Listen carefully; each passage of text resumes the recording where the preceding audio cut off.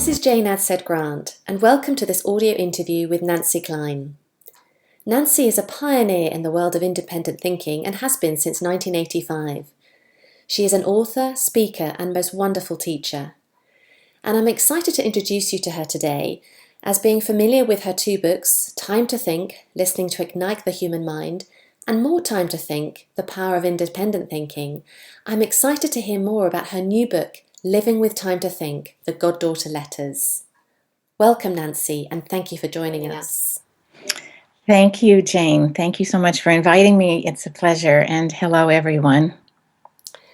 So before we talk about your latest book, Nancy, I wondered if you could provide a little bit of background as to how you created the thinking environment. Yes, it's a lovely question. Actually, I think of the thinking environment more as a discovery than a creation. I think of it as a shining of a light on what already is, rather than, say, a concoction. And the discovery that I think it is of the best conditions for independent thinking.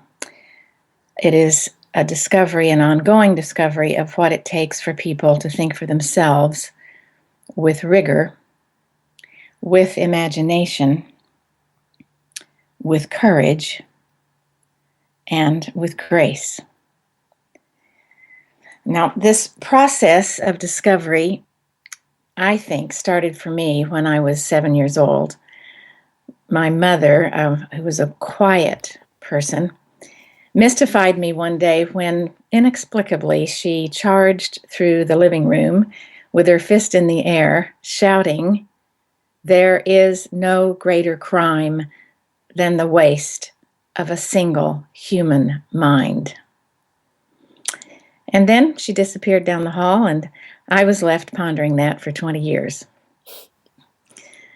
And by the time I was 27, inspired in ways that today we don't have time to talk about, I had become fascinated by one observation and one question. The observation is that the quality of everything human beings do depends on the quality of the independent thinking we do first. And I think the ongoing discovery that followed that observation and addresses that question is that the most important factor in whether or not people can think for themselves is how they are being treated by the people with them while they are thinking. And that includes in times of solitude when we are thinking only with ourselves. Now, lots more to say about that, as you know, but I could finish that very briefly by saying that we have found that there are 10 behaviors that turn out to be particularly generative of good independent thinking. And so we have come up with this term, the 10 components of a thinking environment. Thank you. And Nancy, you've recently published your latest book, Living with Time to Think, The Goddaughter Letters. And please tell us a little more about this stunning book. And I say that because, quite frankly, it's one of the most beautiful books I've ever read. Wow. Thank you, Jane.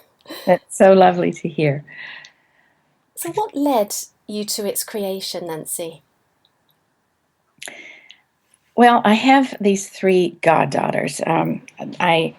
They became my goddaughters at very different times in their lives, and they didn't know each other. They met, actually, when I married Christopher when I was in my 40s. But they asked me, each of them, not knowing each other, they asked me, each of them, a question which, at the time they asked, I couldn't answer.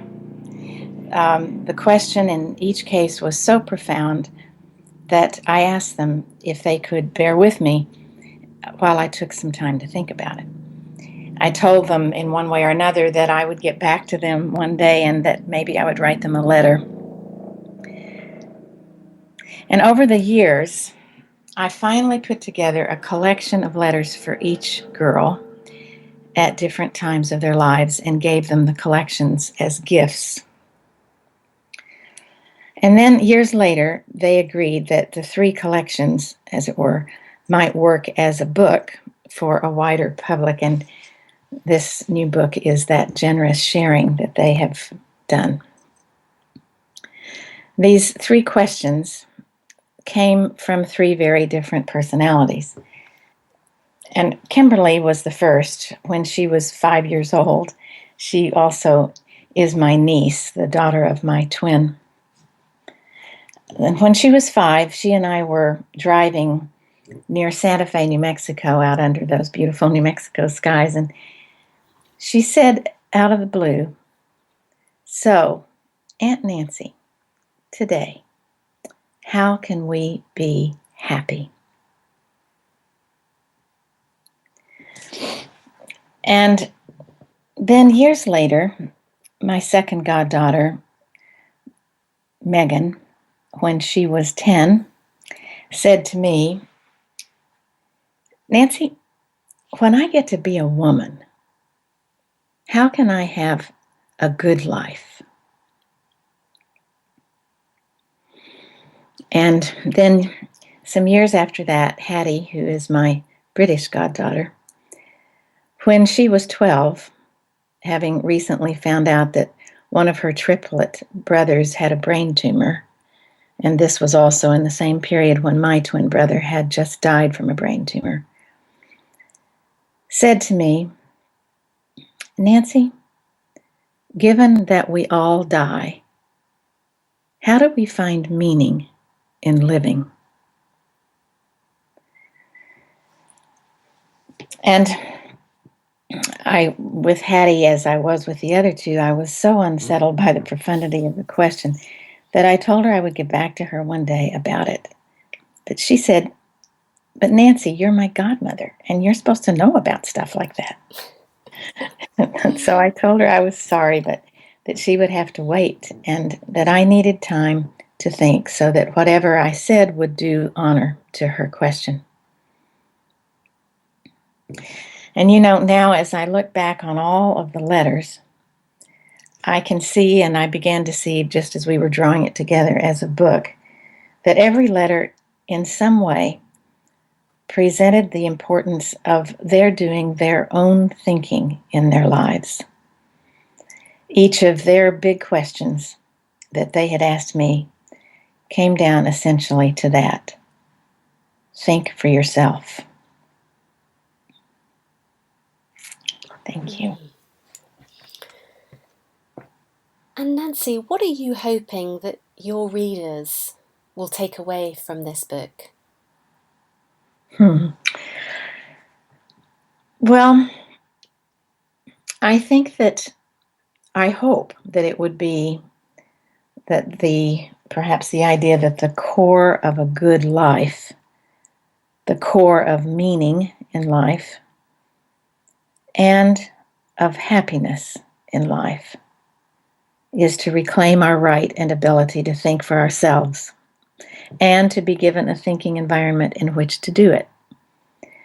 I believe deeply that we are born expecting this.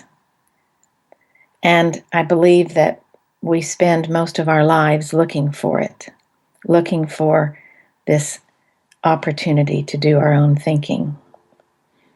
And I believe we spend much of our lives mourning its absence, this thinking environment.